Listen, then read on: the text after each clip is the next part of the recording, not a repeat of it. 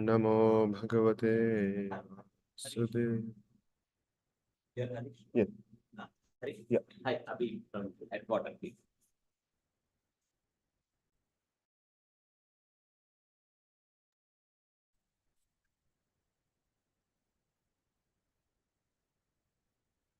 Narayanam Namaskrityan Naranchaiva Narottamam Devim Saraswatim Vyasam Tato Jayam Mudire Nashtaprayeshu Bhadreshu Nityam Bhagavata Sevaya Bhagavate Ruttama Shloke Bhaktir Bhavati Naishtiki Shinvata Swakata Krishna Punyashravana Kirtanaha Hridyantastoya Bhadrani Vidhnoti Surutsatam. Hare Krishna, dear devotees. Before we just get into the whole discussion, I just wanted to quickly say a couple of words before getting into the words that we will discuss as part of the Glories of Bhagavatam today. Um, so primarily this discussion that I'm going to have is just for my own um, to encourage myself to get into more understanding of the Srimad Bhagavatam and relish as part of my own reading. And this verse that I'm going to read, today we'll be reading from Canto 2, Chapter 4, verse 24. So this was something that have uh, I was going through recently as my own personal reading. And I felt, especially the way Srila Prabhupada has concluded the purport was quite uplifting and inspiring for me. So I just wanted to and it seemed to fit very well into the theme that we're trying to discuss, the glories of Srimad Bhagavatam.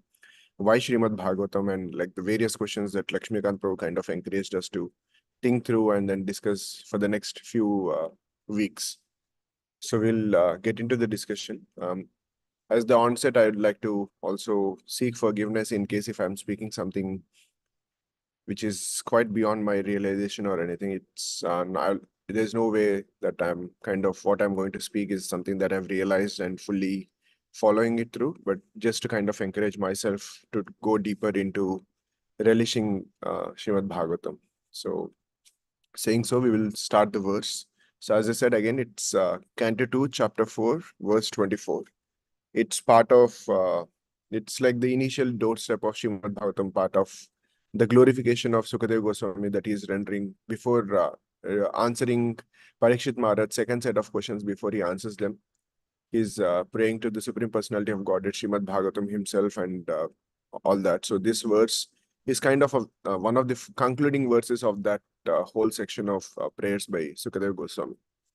So the verse is Namastasmai Bhagavate Vasudevaya Vedase Papurgnanam Ayam Saumya Yanmukham Buruhasavam. Synonyms: Namaha, my obeisances. Tasmai, unto him. Bhagavate, unto the personality of Godhead. Vasudevaya, unto Vasudeva or his incarnations. Vedase, the compiler of the Vedic literatures. Paphu, drunk. Gnanam, knowledge. Ayam, the Vedic knowledge. Samyaha, the devotees, especially the consorts of Lord Krishna. Yat, from whose? Mukha amburuha, the lotus-like mouth. Asavam, nectar from his mouth. Translation and purport by His Divine Grace Abhishek Arvind Bhaktivedanta Swami Srila Prabhupada. Translation: I offer my respectful obeisances unto Srila Vyasadeva, the incarnation of Vasudeva, who compiled the Vedic scriptures. The pure devotees drink up the nectarian transcendental knowledge dropping from the lotus-like mouth of the Lord. Purport: in pursuance of the specific utterance, Vedase, or the compiler of the system of transcendental knowledge, Srila Sridhar Swami has commented that the respectful obeisances are offered to Srila Vyasadeva, who is the incarnation of Vasudeva. Srila Jiva Goswami has agreed to this, but Srila Vishwanath Chakravarti Thakura has made a further advance, namely that the nectar from the mouth of Lord Krishna is transferred to his different concerts, and thus they learn the finer arts of music, dance, dressing, decoration, and all such things which are relished by the Lord. Such music, dance, and decorations enjoyed by the Lord are certainly not anything mundane, because the Lord is addressed in the very beginning as para or transcendental. This transcendental knowledge is unknown to the forgotten conditioned souls. Srila Vyasadeva, who is the incarnation of the Lord, thus compiled the Vedic literatures to revive the lost memory of the conditioned souls about their eternal relation with the Lord. One should therefore try to understand the Vedic scriptures or the nectar transferred by the Lord to his consorts in the conjugal humor from the lotus-like mouth of Vyasadeva or Sukadeva. By gradual development of transcendental knowledge, one can rise to the stage of transcendental arts of music and dance displayed by the Lord in his Rasa Leela. But without having the Vedic knowledge, one can hardly understand the transcendental nature of Lord's rasa, dance, and music. The pure devotees of the Lord, however, can equally relish the nectar in the form of profound philosophical discourses and in the form of kissing by the Lord in the rasa dance, as there is no mundane distinction between the two. Once again, the translation. I offer my respectful obeisances unto Srila Vyasadeva, the incarnation of Vasudeva, who compiled the Vedic scriptures. The pure devotees drink up the nectarian transcendental knowledge, dropping from the lotus-like mouth of the Lord. Let's offer some prayers and then we'll get into some discussion. Om Ajnanatimirandhasya Jnananjanashalakaya Chakshuronmilitam Yena Tasmai Shri Gurave Namaha. वाञ्छाकल्पतरुभ्यश्च कृपा सिन्धुभ्य एव च पतितानां पावनेभ्यो वैष्णवेभ्यो नमो नमः। नमो विष्णुपादाय कृष्णपृष्ठाय भूतले श्रीमते भक्तिवेदान्त स्वामिन् इति नामिने। नमस्ते सारस्वती देवे गौरवाणी प्रचारिणे निर्विशेष शून्यवादी पाश्चात्य देशतारिणे। जय श्री कृष्ण चैतन्य प्रभु नित्यानंद श्री अद्वैत गदाधरा श्रीवासादि गौर भक्त वृंदा। हरे कृष्णा कृष्ण कृष्ण हरे हरे, हरे Ram Ram Ram Hare Hare.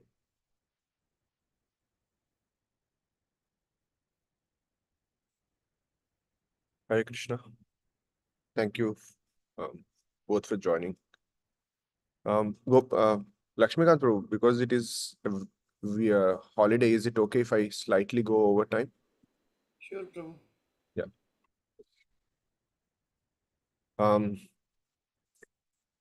so as I was kind of reading through this purport, and also many times we kind of also, especially being part of the lineage of Sri Chaitanya Mahaprabhu and within the whole Gaudiya Vaishnava Sampradaya, we keep hearing that the devotion that uh, the Vraja the gopis in Vrindavan have displayed towards the surrender and then the shelter and the whole every aspect of the devotion that they have performed is of the highest caliber. And us as part of the followers of the Gaudiya Vaishnava Sampradaya are kind of aspiring for that devotional service which the gopis have rendered, which is kind of selfless, ahitaki apratihata, which was without any motivation and without any hindrance. So many times this question could be raised that yes, Srimad Bhagavatam contains the narrations of the devotion of gopis and indirectly also of Radharani. But why is it that why not just as Srila Prabhupada famously criticizes, why not just like all these professional reciters do, why not just delve deeper into just the aspects of Srimad Bhagavatam and the sections of Srimad Bhagavatam which kind of focus on the gopis and then hear them, meditate on them, and ultimately basically achieve the desired result of the Vraja Bhakti that we are trying to do. I was recently also hearing this quote where it said, if you want to if you want to achieve something, then think of yourself as that person who has already achieved that thing. And then because you're already thinking of yourself as that person, then further steps of how to actually get there becomes easier. So the same logic sometimes is misapplied in this case also, as seeing that why not just focus on the gopis and then just focus on the deeper aspects of the Rasa Leela, especially the Rasa Panchadhyaya and all of that, and then ultimately we will achieve the desired success of the Vraja Bhakti. Then what is the need of hearing about all these, the history of Parikshit Maharaj, understanding as we are going through in our regular Srimad Bhagavatam, the whole third canto, understanding how the creation takes place, how various different elements, the 26 elements come in, how Vishnu enters into them, and so on and so forth.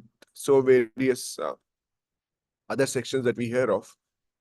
So why is it that important? So as part of our discussion today, especially with the help of um, this amazing purport that Srila Prabhupada gave, and also some of the points that Srila Prabhupada is quoting here from Vishwanath Chakravarti Thakur, we'll try to understand how is it that Srimad Bhagavatam, every aspect of Srimad Bhagavatam is, as we see, is as also quoted in the first chapter, Srimad Bhagavatam, when all the Saunaka rishis were talking to the Suta Goswami, one of the first things that they actually say is this Bhagavatam is Rasajnanam. So how it's kind of a knowledge which is kind of oozing nectar from like the rasa, the nectar of mellows, as Srila Prabhupada famously translates as across every part, every pore of its body.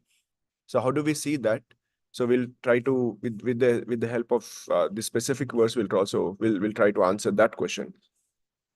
And it's interesting that at the onset, as I said, this section is basically the one of the first beginning sections of the whole Srimad Bhagavatam, where before Sukadeva Goswami can go deeper into answering the second set of questions that Parikshit Maharaj has raised, Sukadeva Goswami is first of all kind of praying to the Supreme Personality of God. Like there's a previous section, the huge section of the prayers that Sukadeva Goswami is kind of rendering towards the Supreme Personality of Godhead. And as part of that, this verse it seems to be kind of answering this specific question at the onset, kind of making it clear what is the purpose of Srimad Bhagavatam, what is it that one is going to achieve by like kind of submerging himself into the Srimad Bhagavatam.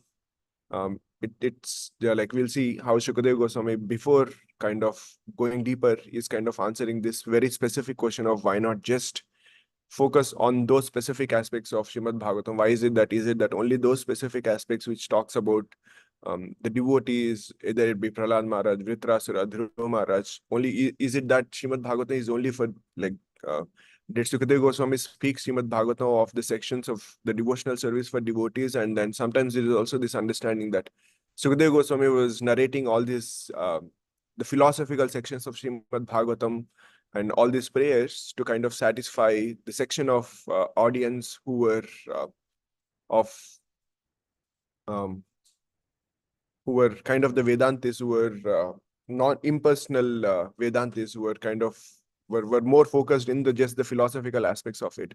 Is it that the Sukadeva Goswami was just answering for those, or is it that is there something for us to kind of also relish into these kind of intricate philosophical aspects? As Srila Prabhupada says that a devotee doesn't see any difference between that. So we'll try to see how is it that case in with respect to this verse. Um, as we might have understood just from the synonyms, the word-to-word translation, and the translation and their purport, if you actually see all three of them in sync, it seems that there are two translations for this verse. One is the direct translation that Srila Prabhupada has given, which is offering our obeisances to Srila Vyasadeva, because it is he who has, as the incarnation of Krishna himself, has compiled the whole of Vedic scriptures.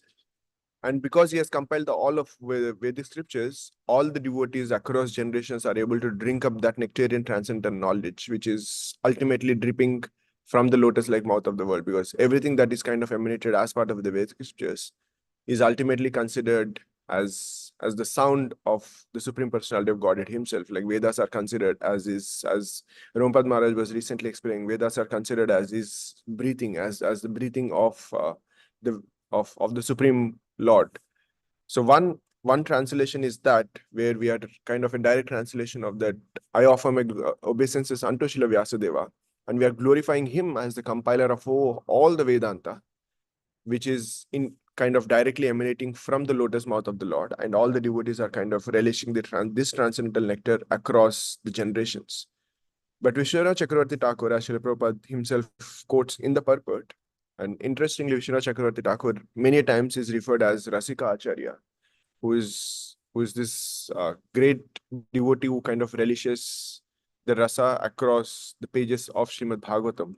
And Vishwanath Chakravarti Thakur kind of delves certainly deeper into this specific verse.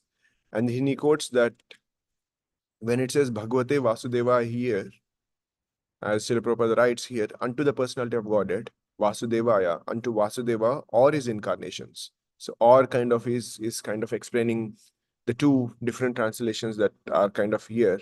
So Bhagavate Vasudevaya here, as in the case of the first translation, is not about Srila Vyasadeva, but is about the Krishna himself, who is the Supreme Personality of Godhead.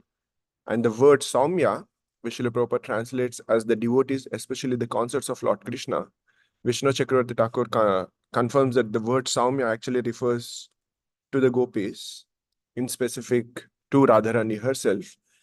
And maybe we can ask the question was that, oh, okay, it is Namastasmai, which means I am paying my obeisances to Bhagavate Vasudevaya. Okay, it makes sense that we are we are paying our obeisances to Vasudeva. But what about the word Vedase, which means the compiler of Vedic literatures? And that's how Srila Prabhupada famously does, kind of correlating Bhagavatam and Bhagavad Gita. If you see in the verse from Bhagavad Gita, where Krishna actually confirms that he is Vedakrit, he is the compiler of all of Vedas. So this Vedase, in one sense, in the external sense of the physical manifestation, Srila Vyasadeva, who actually compiled all of Vedic literatures into the physical form, but ultimately in the original sense, it is the Supreme Lord who is actually the compiler of all of Vedic literatures. And he himself, so it is basically saying that the Saumya, who are the gopis, and Srimati Radharani herself, are actually relishing this transcendental nectar, which is directly coming from the lotus-like mouth of the Lord. And interestingly, as Srila Prabhupada says, so the deeper meaning goes on to say that the gopis, which Srila Prabhupada writes also in the purport, the gopis who are many a times proclaimed as this very advanced, not just advanced with respect to how they kind of perform their devotional service, but they're proclaimed as expert in every aspect of the art form. May it be dance, may it be just the singing, may it be decorating Radha Shyam Sundar, or may it be just decorating themselves for the pleasure of Radha Shyam Sundar, painting, every aspect, like as Srila Prabhupada writes here, is in every art form, they were rendering all of that, and they are considered as expert. The expertise they have achieved is not by undergoing some kind of specific training for the art forms of dancing. Okay, they have gone to some dance teacher and then kind of learned the dance, and then when they wanted to sing, they have gone to some singing teacher. It's not the case. The case here, as Srila Prabhupada writes here, is that such music, dance, and decorations enjoyed by the Lord are certainly not anything mundane. So it says here, has made further that they learn the finer arts of dance, dressing, decorations, as it is transferred from the mouth of Lord Krishna, which is transferred again to his different concerts. In the case of Vishnu Chakravarti Thakur, as he's saying, is the gopis are actually relishing all of this, and then they are becoming expert in every art form known to us and unknown to us, like dancing, singing, decoration, poetry, prose. Like it is considered that the highest revelation of the prayers within the Srimad Bhagavatam is considered as the prayers of the gopis themselves. So such intricate poetry and intricate Sanskrit grammar, like it's kind of quite interesting, their level of knowledge and everything that they have. And everything that they are learning is actually coming because of their intricate desire to render service to the divine couple Shri Shri Radha Shyam Sundar. And how do they learn is by tasting the nectar which is coming directly from the Lord himself. So it means to say that whatever services, whatever abilities that we need is directly coming through this Srimad Bhagavatam himself, or in a different word, as the verse also says, is by directly kind of tasting the nectar which is directly coming from the Srimad Bhagavatam, which is directly coming from the Lord, which is kind of different form of the Srimad Bhagavatam himself. So this verse is basically a proof that the glories of gopis and their surrender to and devotion are not only hidden into the deeper aspects of the Srimad Bhagavatam, which is like just the Rasa Panchadhyaya or anything, but in every page and every aspect of Srimad Bhagavatam. So this verse is just, from an external standpoint, might appear that, oh, it's just Sukadeva Goswami is kind of externally just paying his obeisances to his spiritual master Srila Vyasadeva. But internally, what he is also doing is kind of deeply meditating on this deeper aspects of the pure devotional service that the gopis are performing. And as Srila Prabhupada writes, which I consider as my favorite verse, my favorite sentence from Srila Prabhupada across my reading of Srimad Bhagavatam is, the pure devotees of the Lord, however, can equally relish the nectar in the form of profound philosophical discourses and in the form of kissing by the Lord in the rasa dance, as there is no mundane distinction between the two. So Sukadeva Goswami, or any other devotee for that matter, as they are kind of delving deeper into the aspects, various pages, various verses of Srimad Bhagavatam, they're not at all seeing any difference between the profound philosophical discourses, may it be the prayers of Kunti Maharani, or maybe the whole disappearance of Bhishma Dev himself, or it could be just the personified Vedas coming to Mother Devaki and then praying towards the Supreme Personality of Godhead, or it could be just the various pastime that the Lord is performing with the gopis, or sometimes some of these naughty pastimes that Lord is performing with Rukmini, where he's kind of saying that why is it that you even married me? So pure devotee kind of doesn't see any difference between all of that, because externally it might appear to us that it is just a normal philosophical, for a lack of better term, kind of a boring philosophical topic that is just going on, and we just have to kind of go through these pages. But internally, all these devotees who are actually who are rendering these prayers, are rendering in some ways externally for our, it might appear for that, but internally in their deepest of the moods are actually kind of also aspiring for that, as we all famously know, when Lakshmana wanted to go into the forest, in one sense he was directly holding the feet of Ramachandra, Lord Ramachandra, but he was actually looking towards Mother Sita and saying that, "Oh, Mother Sita, can you please convince Lord Ramachandra so that I can also come with you and I can serve you?" So, in some ways, all these, the philosophical discourses and all these things is kind of in some ways directly holding the feet of Krishna and praying, but indirectly, we are all these devotees, especially in this case, Sukadeva Goswami is indirectly looking towards Srimati Radharani and then saying that, "Oh, Srimati Radharani, you are the one who is originally drinking up this nectarian transcendental knowledge that is dropping from the lotus-like mouth of the Lord.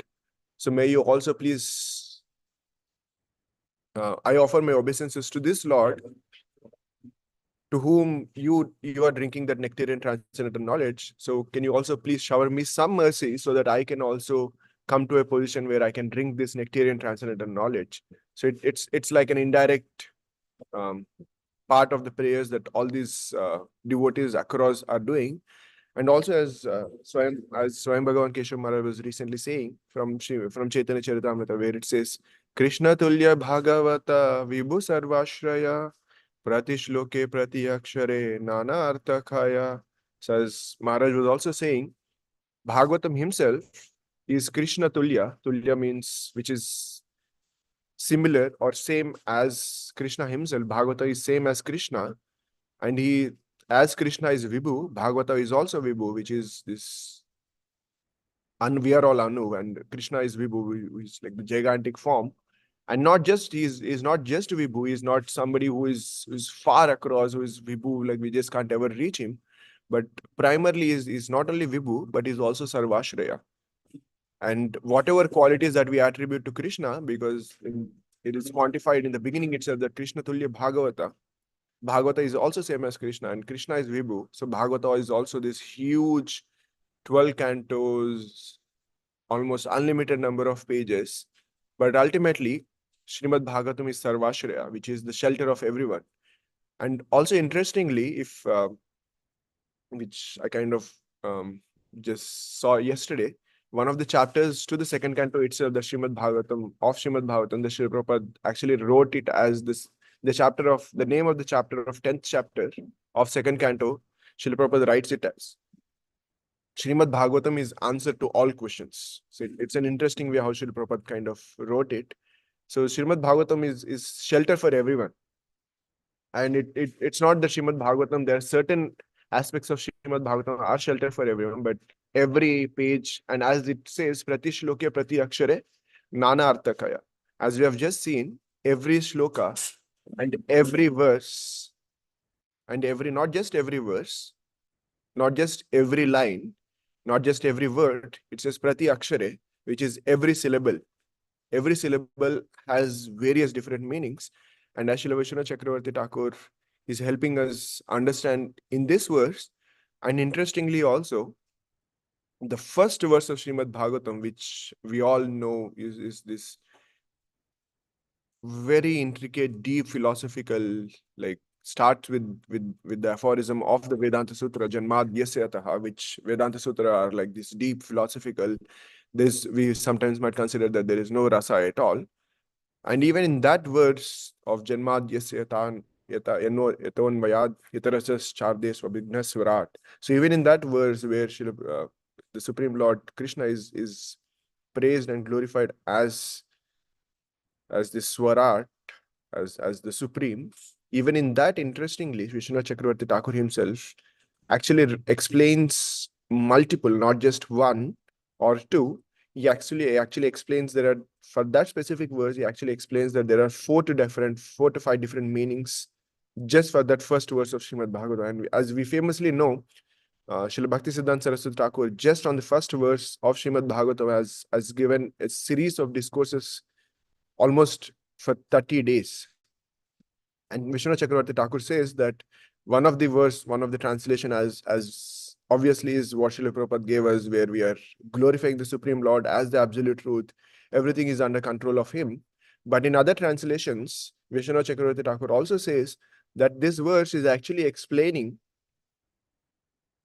the whole of childhood pastimes of Krishna in Vrindavan, and not just all the childhood pastimes of Vrindavan, but it is specifically talking of the Madhurya Rasa between Krishna and Gopis.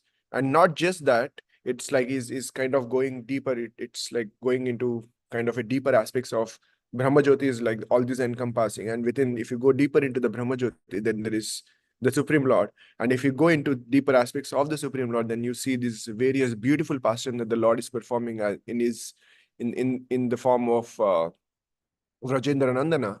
So even in this case of Vishwanath Thakur is saying that yes, externally it is glorifying the Supreme Personality of Godhead in his form of absolute uh, Godhead as Swarat, but internally is actually glorifying what Vyasadeva is doing is praying towards that form of the Lord who is performing these wonderful pastimes in Vrindavan. And into that, what Vyasadeva is actually doing is specifically paying, glorifying that Supreme Personality of Godhead, who is performing these various beautiful Madhurya Rasa pastimes between Krishna and Gopis. And into, again, deeper into that is what Vyasadeva is actually doing is glorifying that Supreme Personality of Godhead, who is in some ways running behind Srimati Radharani in search of that Madhurya Rasa. So what even the first verse, which many of us might consider is the deep philosophical discourses, what it is actually doing is glorifying the beautiful pastimes of Sri Sri Radha Samsundar. And in that purport, Srila Vishnu Chakravarti Thakur writes like this: without deceit, in correct manner, aspiring for the highest goal, we meditate on Radha and Krishna, from whom arises the height of Madhura Ras. By giving up other gopis and following only her as Dhira Lalita, he showed his expertise in chief aspects of rasa, and she exhibited herself as an independent lover. Krishna imparted through the heart to Sukadeva, nor of this rasa from birth, the Bhagavatam, by which the devotees faint in ecstasy and undergo transformation, just as fire, water, and earth reverse their properties, and by whose influence the three Shaktis remain eternally. And the most important line for this translation of when we kind of are discussing about the Madhurya Ras between Shri Shri Radha Shamsundar is of this important condition that Srila Prabhupada and Vishwanath Chakravarti Thakur have put is without deceit. So it's not that we can kind of just externally and artificially can kind of just discuss about these pastimes, but every aspect of Srimad Bhagavatam, in fact, all these devotees, what they are doing is relishing the deeper aspects of the love between Krishna and his devotees, and specifically of the love between Krishna and the devotees within Vrindavan, and more specifically of the love between Krishna and his gopis, And the most intricate of it all is every verse of the Srimad Bhagavatam is what actually is explaining is of the love between the divine couple Shri Radha Shyamsundar. And in doing that, what it is doing is kind of is giving us the way path forward of ultimately knowing that what at our level we might be only be able to relate to the specific verse or any of the verses to the external meaning of where they are just glorifying the supreme personality of Godhead, but internally all of these verses what they're actually doing is kind of bringing us, encouraging us to go deeper into our shelter of Shri Radha Shamsundar and kind of urging us, encouraging us, and kind of in the most loving way, kind of pushing us forward to go get closer and closer towards eternally serving Shri Radha Shamsundar. And with that understanding, it's not that it's not that only certain sections of the Srimad Bhagavatam are relatable, but every section and every syllable of Srimad Bhagavatam is nothing but the most relishing of the fruit. And I would like to also kind of end with this, in my own humble belief, which I've initially heard from obviously from His Holiness. I remember hearing this quite long time back from His Holiness Radhanath Swami Maharaj, but and in recent times, I've also read an article on similar lines from His Holiness Swayam Bhagavan Keshav Maharaj, and it's been a constant meditation for me also. Is in my own humble belief also is that Srimad Bhagavatam, obviously as Srila Prabhupada, as I said, is answer for all the questions. Srimad Bhagavatam, as Chaitanya Charitamrita says, is Sarvashraya, is shelter for everyone. Srimad Bhagavatam is shelter for everyone, not only because it answers every question, as Srila Prabhupada said, Bhagavatam is the answer to all questions. It's shelter for only all everyone, not only because it answers every question, and not just because it is urging us to move towards Shri Radha Shamsundar, but what Srimad Bhagavatam so beautifully also does is kind of break open every conventional understanding and every conventional wisdom, quote unquote wisdom, what we have. And not only questions that, but it also kind of absolutely turns everything upside down. And we see that starting from the first few verses of Srimad Bhagavatam and almost to the end of Srimad Bhagavatam. If you see kind of see that in many times we have this understanding that the Brahmanas are of the highest caliber. And if you see that line, if you see that from angle, Saunaka Rishi and all the sages who were assembled were not only of highest caliber because they were born in the lineage of Brahmana, but they are also considered, they were obviously of highest caliber from every conventional lens that we can think of age, birth, of experience and everything. But when Suta Goswami, who amazingly is not born in a Brahmana family, but when he entered into the forest of Naimisharanya, Saunaka Rishi and all the sages, without a moment's gap, surrendered their plan of performing yajna for thousands of years and were just willing to hear from him. And in fact, as we were also discussing in the beginning, as Saunaka Rishi also says in the beginning of the first chapter itself, he says that Yat Shranvatam Rasajnanam Swadu Swadu Pade Pade. He says that this Rasajnanam, which is Srimad Bhagavatam, that is full of rasa, we not only want to hear just for once, we want to hear Pade Pade. Why do we want to hear Pade Pade? Pade Pade actually means over and over again. Why do we want to hear Pade Pade? Is it that we are just bored after hearing for Pade Pade? It's not, they're saying that they're quantifying that sentence of Pade Pade by saying that Swadu Swadu. We are relishing this every time that you're going to read, you're going to answer any of the questions or just explain to us of Srimad Bhagavatam. They have not heard even one word from Suta Goswami yet of Srimad Bhagavatam, but they have this utmost trust and conviction on Srimad Bhagavatam that every syllable of Srimad Bhagavatam, we're going to relish it for over and over again. So please never stop it.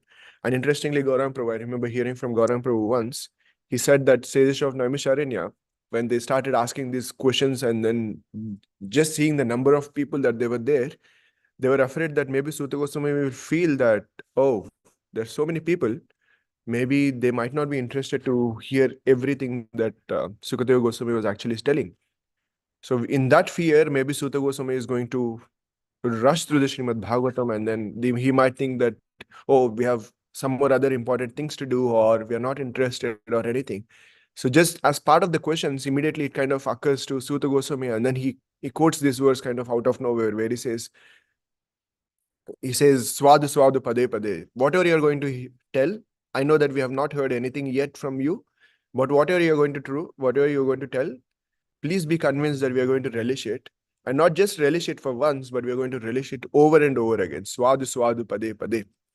So it starts with that of understanding of just breaking that conventional wisdom that Brahmanas are of a higher caliber than somebody who is not born in the Brahmana family.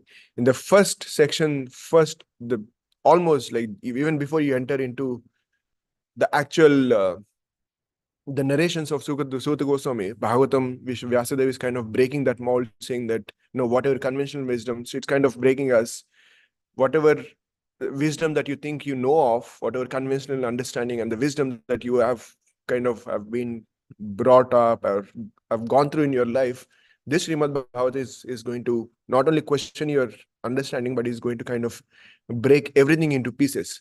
And if we kind of go further into that, we see in the case of Vritrasura, the whole conventional understanding of that demigods are to be glorified and the demons are to be critiqued is kind of broken. And I also remember once His Holiness Radha Swami Maharaj, when he was giving his talk on Vritrasura in one of the Pune Yatras, he spoke almost like with most of Maharaj's classes, he spoke almost for like 3 hours. And at the end, once everything was done, he asked this question to all of us. So who won? Did Indra win by killing Vritrasura? Or did Vritrasura win by dying? So it's like kind of breaking open all the conventional understanding, saying that Srimad Bhagavatam is not only breaking, in this case of Vritrasura, is not only questioning and breaking our understanding of demon versus demigod, but is actually questioning and breaking our conventional wisdom of understanding of life. What is winning? What is living? And why do we even live? It's like how we all here to understand that all the Vaishnavas live to propagate the names of the holy name, and they die to also propagate the holy names of the Lord. So in this case of Dhritarashtra also, we see that what is winning and what is living, and why do we even kind of live? What is the purpose of living? What is the purpose of dying? So every conventional wisdom that we have is kind of broken. And if you go further, then there is Ambarish Maharaj and Durvasa Muni. And then if you go further, then there is the Yagna Brahmanas and Brahmana Patnis. And interestingly, Yagna Brahmanas, even after kind of cursing themselves and then admonishing themselves, saying that, oh, we have just lost the opportunity of serving the Supreme Lord. They say all of that, but interestingly, they don't go back to the Lord who is just in the forest. He's still in the forest. They don't go back. And Srila Prabhupada in the Krishna book writes that they didn't go because they were still afraid of Kamsa. So it just shows that the externality of their understanding of the Lord's position. But whereas the Brahmana Patnis, who kind of classical conventional understanding of husband being the spiritual master and wife being the subservient follower of the husband, it kind of breaks open all of that understanding of that, no, it's not the case. It's not that just because you're in that external position of being a husband, you're always kind of in an upper and ulterior position, and the wives just being in that specific position of being a wife have to be kind of always subservient to our needs and wishes.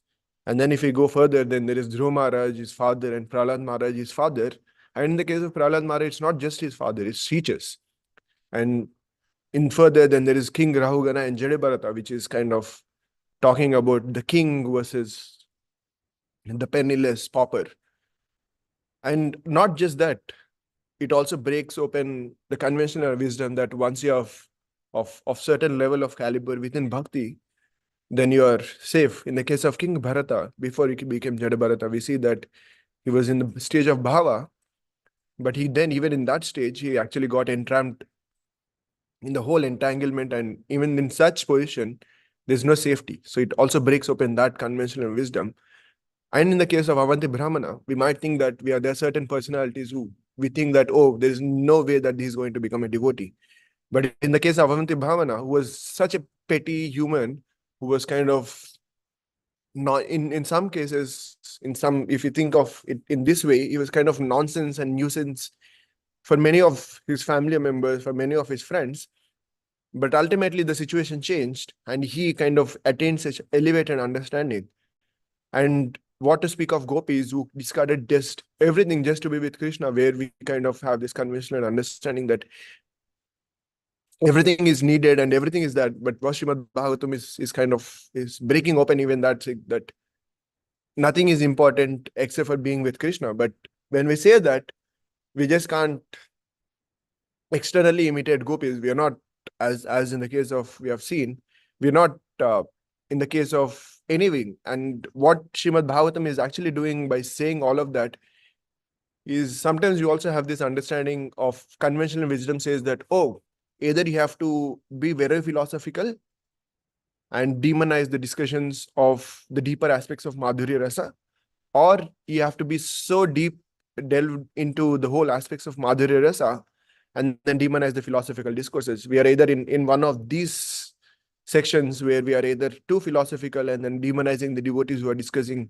the Madhurya pastimes, or we are in this section where we are so enthralled by the Madhurya Rasa pastimes and then we are demonizing the devotees who are so submerged into the philosophical discussions.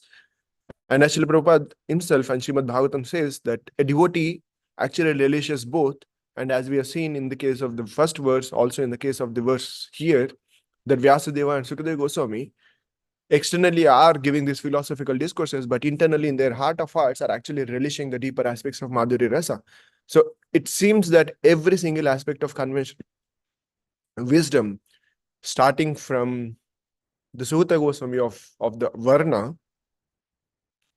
till the gopis, everything, the gender, races, varna, ashrama, ages, position in the society of being a student versus teacher, what just of all of this, even the species, the demons versus demigods, Srimad Bhagavatam is from beginning to end, is cutting through all of those just to establish that if you see in all of these cases, the personality who actually rose up to the top has rose up to the top not because of any material um, embellishments, but the embellishment that they have is of that deep surrender towards the Supreme Personality of Godhead.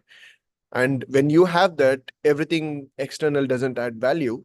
And what Srimad Bhagavatam is trying to establish through all these pages of every specific syllable is cutting through this conventional wisdom and establishing this ultimate unalloyed surrender to Krishna.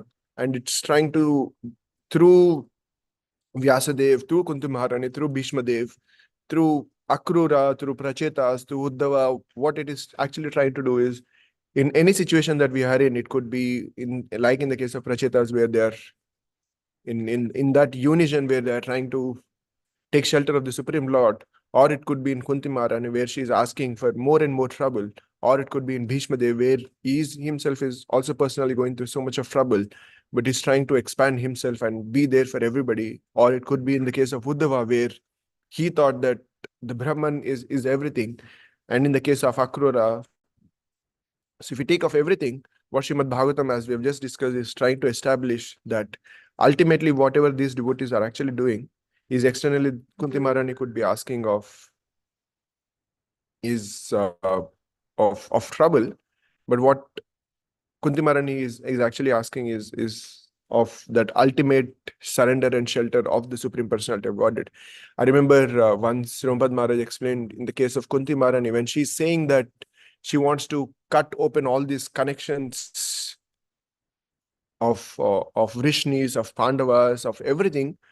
What in fact she's actually asking is that please cut open these relations from the perspective of bodily connections, where I'm thinking that, oh, these are Vrishnis because they are connected to me from my father. Oh, these are Pandavas because they are connected to me through my husband. Oh, this person is connected to me through some other external bodily connection.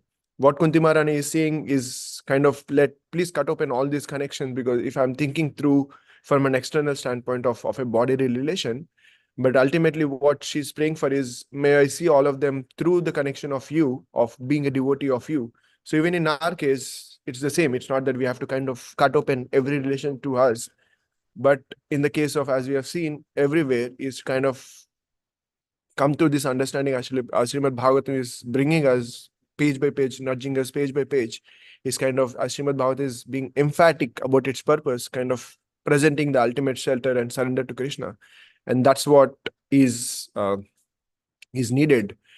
And as this verse says, if approached with a proper mood of as Vishnu Chakravarti Thakur says, of without being deceitful, when we approach Srimad Bhagavatam with that proper mode of seeking shelter and surrendering to Srimad Bhagavatam himself, then not just that someday we will actually be there, but every day as we are going through our own time with Srimad Bhagavatam himself, every day when we approach Srimad Bhagavatam with that proper mode, every day we will also be able to drink up the nectarian transcendental knowledge dropping from the lotus-like mouth of the Lord. It's not that the nectarian transcendental knowledge is only for the gopis of Vrindavan or for the consciousness of Krishna or for some exalted, unalloyed devotees of the Lord.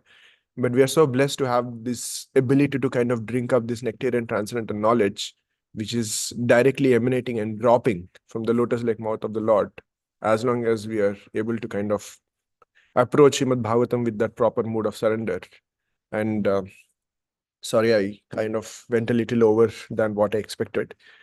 But as a closing statement, I just want to appreciate and I'm so grateful to Lakshmikant Prabhu for actually bringing up this whole idea of just discussing about Srimad Bhagavatam, and not just for 1 week or 10 days, but this whole month of emphasizing on the glories of Srimad Bhagavatam, so that we can go deeper and deeper into our appreciation of this unique form of the Lord, where everything, may it be just the philosophical discourses, or may it be the deeper aspects of the Madhurya Rasa, or anything in between, it's all kind of nudging us towards seeking further more and more shelter, where we can get greater insights into each other. And in that way, by combined coming together, kind of bringing us more closer in our of each other, also in service to Srimad Bhagavatam himself, and also in service to Shri Shri Radha Shyam Sundar. With that, I'll end, and if there are any corrections, Gopal Hari Prabhu, Mataji, and Prabhu, if there are any corrections or comment. Thank you, Prabhu, for the very wonderful class. I really liked your drawing from Vishwanath Chakravarti Thakur. You really churned the nectar and brought very deep points and a lot of nice points. Thank you, Prabhu. Hare Krishna. Thank you. Hare Krishna, Prabhu. Sorry, I had to drop in between, but really wonderful how you've kind of connected it across the entire Srimad Bhagavatam. You've taken some of these topics and kind of brought it, highlighted with multiple personalities and multiple pastimes in Srimad Bhagavatam. I mean, it's amazing. It shows how much you know Srimad Bhagavatam and how much you love Srimad Bhagavatam. So, No. really, my obeisances to you, bro. Thank you so much. Hare Krishna. Hare Krishna Prabhu, thank you so much. I echo with both of them. So it's very wonderful class. So how you glorified the Bhagavatam. I mean, every page of Bhagavatam is full of rasa, of course. I mean, maybe at our stage we may not be able to understand that, but I think by you shared about the Vishnu Chakravarti Thakura's commentary on that verse, right? That the different way of translating that verse. Yeah. So I mean, it was nice, amazing actually. So so sweet, and also how Srimad Bhagavatam is answers to all questions, right? I mean, whatever one needs, it is there in the pages of Srimad Bhagavatam, Yeah. and also how it, I mean, turns up and down, right? The conventional wisdom, right? I think Correct. I from Radhika Raman Prabhu earlier one class, so he was talking about, I mean, these topics in that class, how Srimad Bhagavatam completely up and down, right? It changes Yeah. it. Right? Yeah. So thank you so much. Is yeah. Thank you, Prabhu. Wonderful initiative. I'm so happy. It was very nice to hear from you. Yeah. Hare Krishna. वाचाकल्पतरुभ्यश्च कृपा सिन्धुभ्यो च पतितानां पावनेभ्यो वैष्णवेभ्यो नमो नमः।